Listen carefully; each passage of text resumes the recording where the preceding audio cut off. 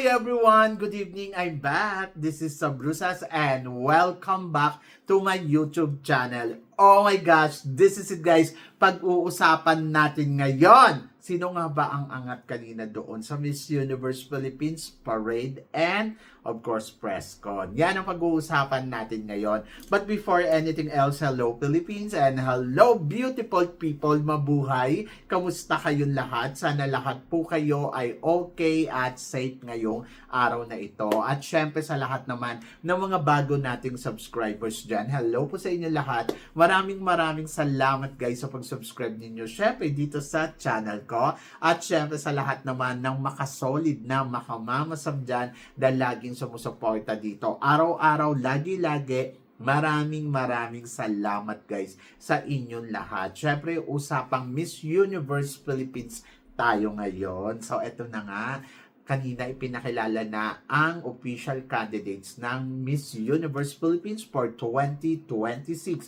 At ayun nga, wala tayong nakitang Liana Aduana, wala tayong nakitang Pauline Amelex at Christy McGarry at hindi rin totoo na may madadagdag pa pala.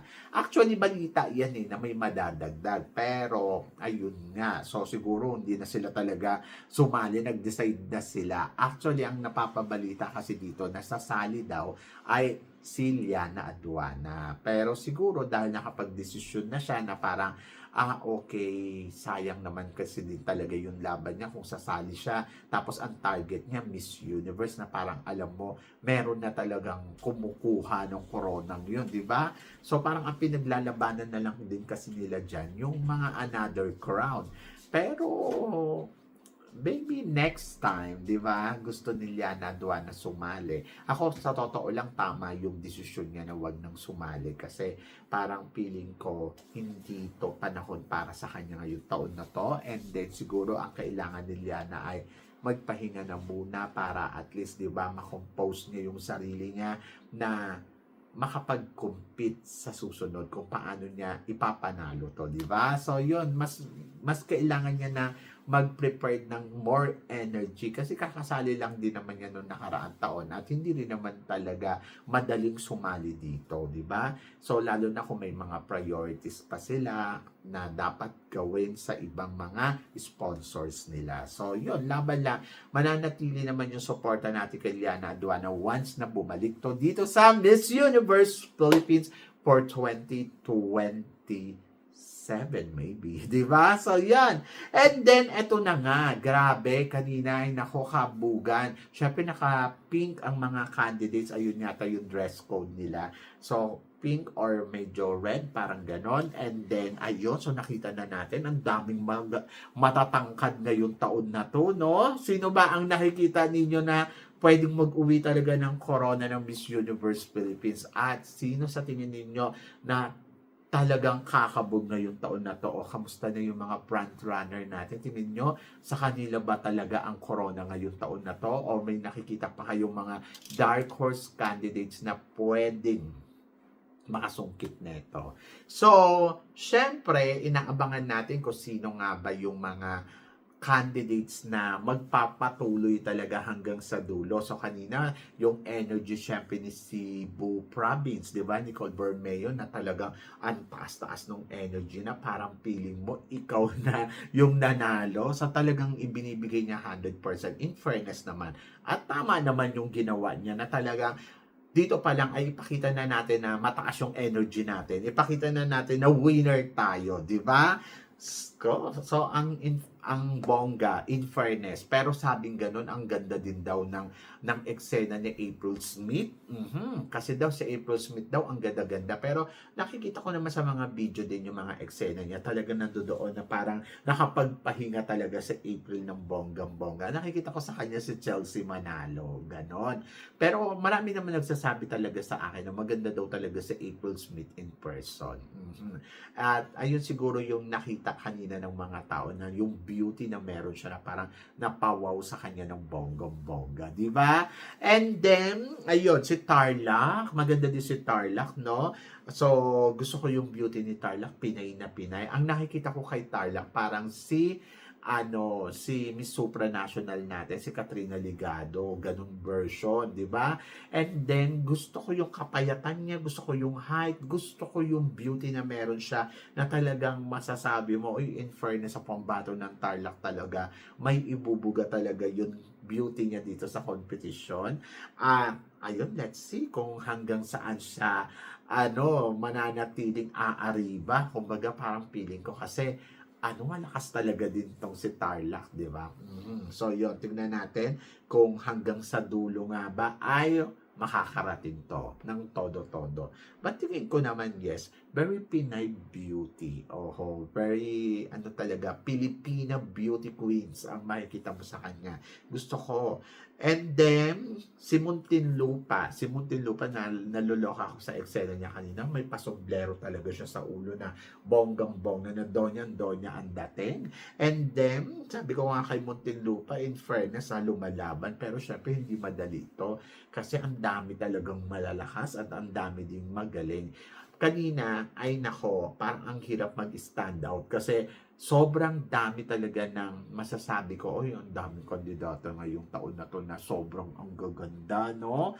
Sobrang palaban. So, parang feeling ko mas level up ngayon. Oo. Kahit hindi natin nakita si Liana Aduana, si Pauline Amelex, Christy McCary, ngayon yung laban ngayon talaga ay nako, maluloka kayo nandoon kasi na parang wow, exciting to, ang saya.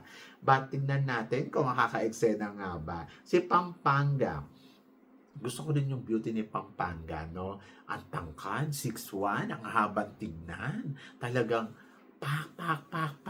Kanina siya, taas din ng energy na ibinibigay na, alam mo yon yung mga girls kanina, parang alive na alive sila na parang, look at me, ganon. So, nakaka-proud kasi sobrang dami ng mga magaganda at sobrang panalo ng mga best nila, di ba? So, yon. So, sabi ko nga, si Pampanga, ay, nako, may laban din to. So, tingnan natin. And then, standout din kanina si Cebu Province. Si Cebu Province talagang, ay, nako, panalo. And then, syempre, ang La Union, ang pambato ng La Union. Yes. Natutuwa ako sa kanya. Sa pambato ng La Union. Kasi, sobrang kanina, yun nakita ko siya. Yun doon pa lang sa, sa parada, yun nakabanat yung hair niya. Yung tinignan ko siya, para siyang, Latina candidates na talaga, na alam mo yun. Actually, parang, ang styling niya, lumalatina. Pero yung beauty niya, sabi ko nga, kahit pala lumaki siya sa ibang bansa, Pinay na Pinay. Kita mo na magandang Pinay talaga. Hindi siya yung basta-basta lang na foreigner na may lumaki sa Amerika. No, magandang Pinay. At ang haba nila Union, nakakaloka si Bea. Ang haba na ang nipis. Oo. So, yung level niya, ayan na naman, mapagkukumpara naman. Talagang very Catriona Gray level. Oo. Yung alam mo yun, na para siyang si Oksana, na para siyang si yung nag-back to back sa Miss Universe. Ganun yung mga, yung orahan niya. So, from Venezuela, sino ba to? Nakalimutan ko. Ang haba niyang tignan.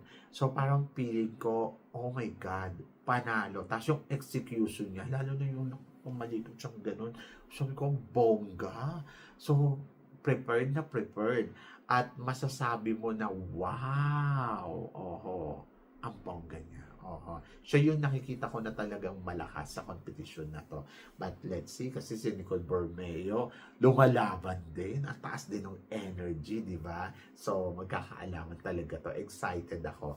Pero kanina, ang napansin ko, mas level up yung kanilang press con more than doon sa nakaraan taon, no? Hindi ko pa siya napapanood ng kabuuan, pero ito pa lang yung mga nakikita kong candidates na sabi ko, ay, ang gaganda. Actually, may nakita nga ako 15 candidates grabe.